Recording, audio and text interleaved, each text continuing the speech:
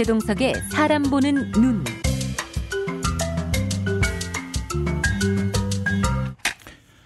최동석 인사조직연구소장 만나겠습니다. 소장님 나와 계시죠? 네, 안녕하세요. 네, 자 오늘 누구를 만납니까? 오늘 홍준표를 영양 진단해 보겠습니다. 네, 홍준표의 영양을 진단하시다가 멘붕에 빠지셨다고 들었습니다. 이야기를. 네, 이게 진짜 멘붕에 빠졌어요. 이걸 네. 어쩌나 이렇게. 어쩌나라고 할 정도로. 예. 네. 그래서 이게 홍준표가 국힘당의 대표 선수의 한 사람이잖아요. 그렇습니다. 예. 그러니까 영양 진단을 어떻게든 해야 되는데 네. 이제 과거 자료를 조사하면서 이제 문제가 생겼어요. 그래서 이걸 어떻게 할까 고민하다가 그냥 뭐 있는 대로 해야 되죠. 뭐 어떻게 할 수는 없잖아요. 그렇죠. 예, 예. 그래서 성취예측 프레임워크를 좀 올려주시면 고맙겠습니다. 네, 올려주셨습니다. 예. 네, 대선 주자들 역량을 진단하면서 성취예측 모형에 따라서 진단하는 건데 이게 뭐길래 홍준표의 역량을 보고 멘붕에 빠졌는지 그거를 좀 설명하려고 합니다. 네네네. 그 이제 그림을 보시면 네. 그 자기 인식이 그렇게 중요하다고 얘기했잖아요. 네네네. 자기 인식이 중요한 이유는 자기 인식이 있어야만 뭐가 나오냐 하면 사실을 발견할 수 있거든요. 네네네. 자기 인식이 있어야만 역사의식과 시대정신이 생겨요. 네. 자기 인식이 없는 사람은 사실을 발견할 수가 없거든요. 자기 인식이 있어야 예. 사실을 발견할 수 있다. 예. 그래서 오늘은 자기가 뭔지에 대해서 잠깐 얘기하려고 해요. 네네네. 자기. 우리 자기 다 자기라고 그러잖아요. 네네. 자기 자신이라고 말하기도 하고. 그런데 네. 이제 예를 들어 볼게요. 제가 이낙연이 무능한 사람이다. 네. 영양 진단 결과 그렇게 나왔다. 네. 이렇게 얘기를 하면 거기서 자기를 인식하지 못한다는 얘기를 여러 번 했는데 그렇습니다. 자기가 있어요, 누구나. 그런데 자기를 인식하지 못한다는 말은 자기를 기만한다는 뜻이죠. 자기 기만. 네. 다른 사람에게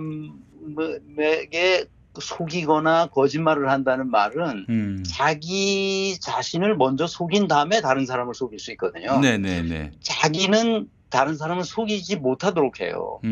그렇기 때문에 자기 인식이 없다는 말은 그 자기를 기만한다는 뜻이에요. 네. 자기를 기만해야만 다른 사람을 속일 수 있으니까요. 네네네. 이제 윤석열의 경우를 봅시다. 뭐 이게 손바닥에 왕자를 썼느니 무슨 학문침을 맞느니 뭐 네. 무속인들을 데리고 다니느니 이런 뉴스가 나오는데 네. 이 사람은 자기 기만으로 지금까지 살아왔어요. 그러니까 자기 인식 없이 자기를 스스로 속이면서 어떻게든지 문재인 정부를 반대하면서 자기 뜻대로 해왔는데 윤석열 씨가요. 예. 윤석열 씨가. 네. 그런데 이게 최근에 들어서 자기 마음대로 안 되는 거라. 그러니까 자기를 속여서 어떻게든지 다른 사람들을 속일 수 있다고 생각했는데 잘 안 속아 넘어가는 거야. 그렇지. 이 시민들이. 예예. 그러니까 이 사람은 자기 상실 상태에 빠졌어요. 그러니까 자기 기만이 아니라 더 깊이 자기 상실 상태에 빠져서 자기가 사라졌어요. 네. 자기가 사라지면 어떻게 되느냐. 무속에 의존해요. 무속에. 왜냐면 자기가 없잖아. 그러니까 자기 의지할 데가 없는 거야. 상실 상태면 무속에 의존한다. 굉장히 중요한 말입니다. 예. 그러니까 자기 상실 상태에 빠진 사람은 무속에 의지할 수밖에 없어요. 그러니까 이제 어떻게 자기 힘으로 할 수 있는 길이 사라졌기 때문에 네. 왕자를 손바닥에 써서 나와서 어떻게 해보려고 하고 무슨 무속인들한테 하고 샤머니즘에 의지하고 그다음에 뭐 사주팔자나 보고 네. 그리고 무슨 도인들한테 찾아가서 어떻게 해야 되냐고 물어보고 이렇게 하는 거죠. 네. 야, 참. 그러니까 이런 사람이 대통령 후보로 나오겠다고 하는 우리나라의 이 정신세계가 네. 얼마나 잘못되어 있는지를 알 수 있죠. 물론 얼마나 국민이 우습게 보였으면 그랬을까도 생각이 됩니다. 예. 그러니까 인사조직론 차원에서 보면 이런 사람들이 검찰총장까지 네. 대선 후보까지 네. 이렇게 나올 수 있다는 말은 우리나라의 인사조직 체계가 아직도 조선시대에 머물러 있다는 것밖에는 네. 말할 수 없어요. 네. 그래서 영양 진단은 그 의사가 환자를 진단하는 것과 거의 유사해요. 네네네. 그래서 영양은 병을 의사가 환자를 진단하는 것처럼 병을 진단하는 게 아니라 예. 공익을 위해 어떤 결과를 만들어냈는지를 확인해서 그걸 가지고 진단하는 거거든요. 맞습니다. 예. 제가 멘붕이 온 이유는 홍준표에 대해서 홍준표에 대해서 진단하다가 멘붕이 온 이유는 네. 이 사람이 얼마나 공익적인 이 직무를 많이 맡아왔느냐 하면 5선 의원이에요. 네. 그리고 당 대표도 했어요. 그렇죠. 예. 2번이나 했어요. 이 네. 사람은 자유한국당까지 했잖아요. 그렇죠. 그러니까 그다음에 한나라당 대표도 그건 뭐 짧은 기간 했지만 그래서 한나라당 대표 하다가 이제 박원순 시장한테 참패를 당했어요. 예. 그렇죠. 예. 그래서 이제 물러났고. 예. 그렇죠. 그래서 새누리당으로 갔고 그다음에 자유한국당 대표도 1년 동안 했고 경남도지사를 4년 넘게 했어요. 그러니까 공직을 굉장히 오랫동안 했었던 사람인데 네. 그 기간 동안에 무엇을 했는지를 다 조사했잖아요. 그렇죠. 예. 꽝인 거예요. 아무것도 한 게 없어요. 그러니까 내가 멘붕이 온 거 어떻게 이 사람이 공익을 위해서 뭔가를 한 성과가 이렇게 없을 수가 있나. 뭘 했나. 근데 이 사람이 다시 또 대통령 후보가 된 거예요. 네. 대통령 이제 예비 후보가 된 거죠. 네. 그래서 성취 예측 모형에 기반을 두고 사람을 봐야만 이런 사람이 고위 공직을 맡지 않도록 이 채를 쳐준다 이거죠. 네. 걸러주는 거죠 이게. 예. 조선시대에는 그런 채가 없었기 때문에 걸러주는 시스템이 없었잖아요. 네네. 그러니까 우리나라에도 그런 시스템이 아직 없기 때문에 이런 시스템을 가지고 그 사람을 제대로 파악할 수 있도록 그러니까 사람 보는 눈을 온전한 시스템에 따라서 파악할 수 있도록 그렇게 해야 된다. 그 사람이 하는 말이나 뭐 말을 시원하게 한다든지 행동을 어떻게 한다든지 그 사람 정책이나 공약이 어떻다든지 이런 거는 다 쓸데없는 거고요. 네. 그가 공직을 맡았을 때 뭘 했느냐. 그게 중요해요. 네. 무슨 성과를 내줬느냐. 시민들을 위해서. 자, 그러면 이제 자기가 무엇인지를 알기 위해서 그 다음 이 그림을 하나 올려주시면 좋겠습니다. 네네. 우선 올라왔습니다. 예. 성취 예측 모형은 3가지 기본 전제를 가지고 있어요. 네. 여기 보면 10길 물속은 알아도 한 길 사람 속은 모른다는 거잖아요. 네. 사람은 궁극적으로 어떤 존재인가를 이슈로 삼는 학문이 철학이잖아요. 네네. 사람은 궁극적으로 뭐냐. 그러니까 자기라고 그랬을 때 그 자기가 무엇인지를 찾아가는 학문이 철학이에요. 그 기라성 같은 천재적인 철학자들이 인간이 무엇인가, 인간의 근본은 무엇이고 본질은 무엇이고 본성은 무엇인가를 찾아갔잖아요. 네. 그런 본성을 어떻게 발휘하고 있는지를 찾는 것이 심리학이거든요. 그래서 타고난 성향이 어떤 식으로 발현되는지를 어떤 메커니즘에 따라 발휘되고 있는지를 찾는 것이 심리학이에요. 네. 그런 심리학을 근거로 철학과 심리학을 근거로 그 사람이 가지고 있는 본성을 인간으로서의 본성을 잘 발휘할 수 있도록 주변 환경 조건들을 정리해 주는 것. 그게 경영학이거든요.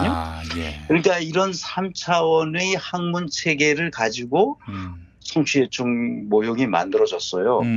그러니까 이제 지금부터 가장 중요한 철학이 뭐냐 하면 셀프 또는 독일어는 셀프스라고 말하는 자기가 무엇인지를 생각해 보겠습니다. 자기. 예. 자기가 뭐냐? 네.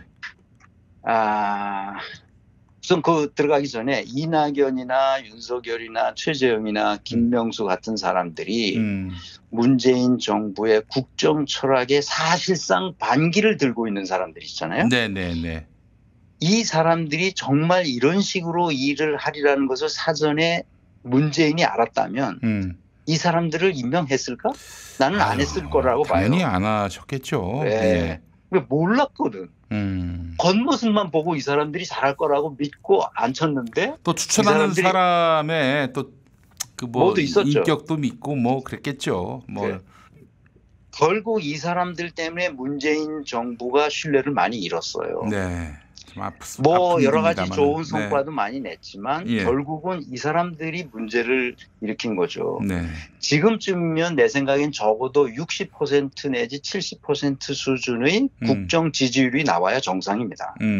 앙겔라 메르켈은 16년 동안 국정을 운영하면서 지금 70 내지 80%의 국정 지지율을 받으면서 은퇴하잖아요. 문재인 정부에도 그래야 마땅하거든요. 네. 그런데 지금 40%에서 왔다 갔다 한단 말이에요. 그러니까 문제가 있는 거죠. 그래서 다음 정부에는 이렇게 인사 실패를 하지 않도록 하기 위해서라도 네. 우리가 꼭 알아야 할 것은 인간의 본성은 무엇인가 하는 것을 따져보자는 거죠. 그것이 네네. 자기니까 네네. 우리 동양 철학, 동양 철학까지 뭐 갈 것도 없이 우리 조선 성리학만 보면 네. 조선 성리학은 정말 위대한 철학이잖아요. 네. 인간의 본성은 인의 예지에 있다는 거잖아요. 맞습니다. 예. 어질고 의롭고 네. 예의 바르고 예의를 차린다는 거잖아요. 네네. 지혜롭다는 거예요. 인간의 본성이 원래 이렇다는 거예요. 네네네. 그러니까 위대한 철학을 발견했는데 그것을 현실에서 실현해야 한다고 끊임없이 가르쳤어요. 네. 인간의 본질은 원래 그렇다. 네. 이게 얼마나 훌륭한 철학입니까? 그런데 이런 훌륭한 사상과 철학을 가진 우리 선조들이 현실에서는 인의 예지가 실현되지 않았어요. 네. 왜 그랬을까요? 오히려 인의 예지를 위해서 사람들의 심성을 좋게 만들기 위해서 끊임없이 성리학에 매달렸지만 네. 가르치면 가르칠수록 국가는 엉망진창이 됐습니다. 매관매직의 뇌물의 흥정의 부정부패로 나라가 스스로 서 있을 수 없는 지경에 이르렀죠. 네. 구한 말에는 왕실에서는 왕실만을 보존하기 위해 백성들을 내팽개쳤어요. 이 과정에서 을사오족들은 매국노가 됐잖아요. 네. 그래서 자기 배만 불렸죠. 네. 내가 발견한 원인은 뭐냐? 왜 이렇게 좋은 철학이 현실에서 실현되지 않았느냐? 그 얘기를 하려고 해요. 네. 직무의 본질을 전혀 이해하지 못했기 때문이에요. 직무의 본질을 직무의 개념 자체가 없었어요. 물론 그 직무는 있었어요. 그런데 그것은 직무가 어떤 성과를 창출해야만 직무인지에 대한 명확한 기준이 없었고 네네. 그것을 오직 그 직무 담당자의 선의에 맡겨두었어요. 그래서 포악한 사또가 나타나면 그 마을은 초토화되고 네. 이율곡 선생 같은 훌륭한 사또가 나타나면 어진 사람이 나타나면 네. 그 마을은 풍요로워졌어요. 그러니까 백성들은 사또가 누구냐에 따라서 천당과 지옥을 경험하는 거죠. 네. 사람이 중요하다고 그래서 생각했는데 그건 당연하죠. 그래서 관직에 오르려면 성리학이라는 교과서를 달달 외워야 했어요. 오늘날과 똑같이 법률 서적을 달달 외워서 네. 인의 예지를 위한 교육을 했지만 그러면 그럴수록 부정부패, 뇌물, 네. 매관매직은 오늘날까지 계속되고 있어요. 계속되고 있죠. 예. 조선도 여기서 끝인 겁니다. 더 이상 앞으로 나가지 못했어요. 네. 예를 들어 봅시다. 예. 검찰총장이었던 윤석열이 직무수행 조건을 정비하지 않았기 때문에 그 사람은 자기가 마음대로 할 수 있었던 거예요. 네. 법이 무섭지 않았어요, 이 사람은. 네. 판사들도 마찬가지였어요. 그러니까 직무 개념이 판사들도 없었죠. 그러니까 그렇죠. 윤석열한테 다 허락해 준 거예요. 네 맛대로 해라. 네. 이런 거죠. 예. 사실상 그랬어요. 예. 조선의 철학, 위대한 철학이 현실에서 실현되지 않은 이유가 뭐냐? 그것은 직무 개념이 없었기 때문이라는 거예요. 그러면 나는 서양 학문을 공부한 사람이잖아요. 네. 그럼 프로이센의 철학을 봅시다. 그러니까 독일의 전신인 프로이센의 철학은 칸트 철학으로 귀결되는데 네. 칸트 철학의 핵심은 프로이센 철학의 핵심은 이거예요. 똑같아요. 동양 철학이 우리 조선 성리학과 똑같습니다. 네. 인간은 순수 이성을 가지고 태어나기 때문에 순수한 이성이 있단 말이죠. 근데 그게 세 종류로 나뉘어져요. 순수한 사변 이성이 있고 순수한 실천 이성, 순수한 판단 이성을 가지고 태어나기 때문에 옳고 그름, 선과 악, 네. 아름답고 추한 것을 분별해서 종합 판단하는 능력이 인간에게는 네. 원초적으로 있다는 거예요. 네. 태생적으로 있다는 거예요. 예. 그래서 그것이 바로 자기인 거예요.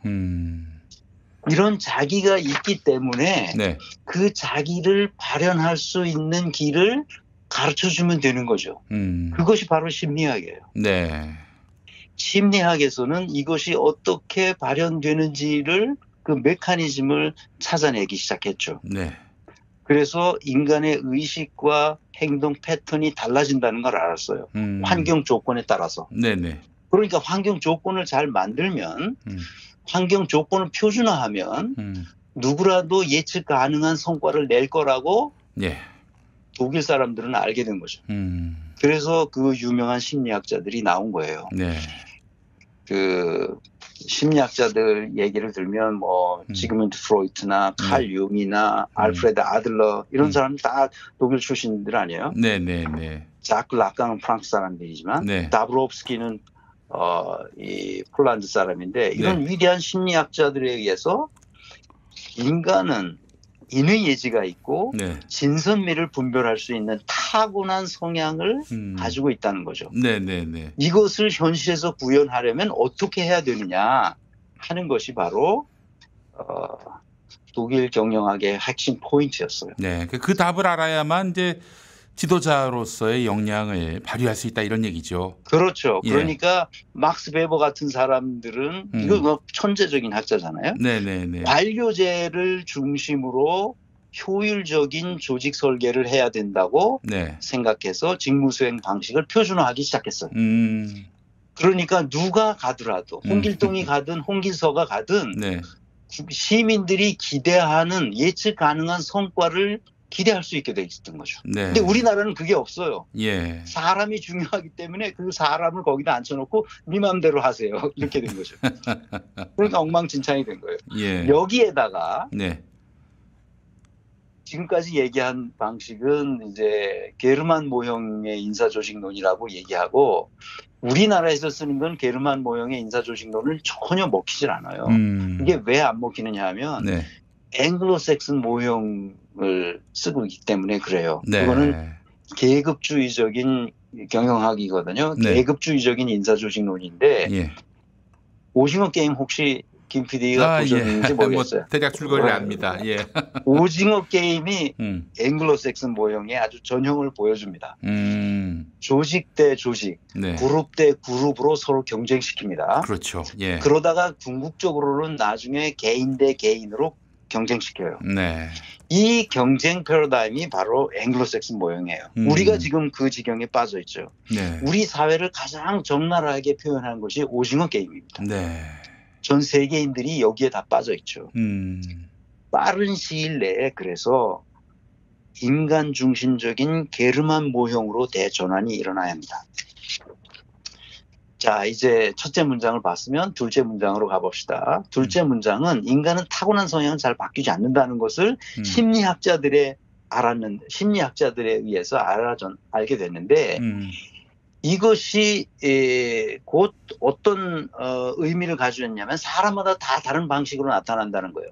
이것을 경영학에서 받아들여 가지고 직무 설계를 통해서 조직 설계를 하게 됐어요. 그런데 그러니까 조직 설계를 하게 되면 거기 직무를 맡은 사람은 반드시 어떤 성과를 내줘야 될 거 아니에요. 네. 그런데 홍준표는 전혀 성과를 못 냈다는 말이에요. 한나라당 대표 시절에도 그랬고 자유한국당 대표 시절에도 그랬고 네. 경남 도지사 시절에는 아예 진주의료원을 폐쇄했어요. 없앴어요, 아예. 없앴어요. 그러니까 이거는 공익을 완전히 해한 거예요. 네. 갤럽 조사에 의하면 민선 도지사 직무수행 평가를 하거든요. 매년. 예. 상반기, 하반기 하는데 네. 매번 꼴찌를 했어요. 이 사람. 아, 꼴찌를 했군요. 왜 꼴찌를 했나 봤더니 대단히 권위주의적이에요. 아하. 공무원도 불러다. 야, 이거 해. 이거 못해? 너 그럼 가. 이런 식이에요. 이거 해. 그래서 못하면 너 가. 이런 식이지. 성완종으로부터 뇌물 1억 받았던 거는 알죠. 이 뇌물 그 성완종 리스트에 나와서 네. 이거 재판을 받아가지고 대법원에서 무죄 판결을 받았는데 네. 판결 받고 나서 결정적인 증거가 나왔죠. 네. 1억 받았다는 증거가 액자로 나왔어요. 네. 척당불기라는 거. 이거 다 나중에 알게 됐는데 예. 뭐 일단 일사부재리니까 그냥 넘어갔지만 뇌물을 받은 거는 분명하죠. 그래서 예. 그래서 이렇게 공익을 해야 하는 사람이 어떻게 대선 후보로 추천되어서 나오느냐. 네. 그런 정당은 도대체 어떤 정당이냐. 내가 멘붕 빠질 수밖에 없는 거죠. 네. 이 사람은 진단 자체가 불가능해요. 그래서 뭐 무슨 일을 했는지 이게 근거도 없고 성과는 뭐 더 말할 나위 없이 그 뭐 없고요. 부재하고요. 사회의 공익을 해야 하는 사람이에요. 네. 그래서 혹시 내가 홍준표가 이 방송을 들으면 네. 내가 부탁하고 싶은 게 있어요. 예. 혹시 내가 모르는 뭔가 공익을 위한 성과가 있으면 나한테 알려줘라. 그러면 내가 코딩을 다시 하겠다. 예. 나는 못 찾았다. 예, 그래요. 이렇게 부탁하고 싶어요. 네, 홍준표의 성과 찾으신 분들이 있으면 저희 제보해 주시기 바라겠습니다. 예, 알겠습니다. 오늘 네. 최동석 소장님과 함께한 시간이었습니다. 말씀 잘 들었습니다. 네, 감사합니다. 네.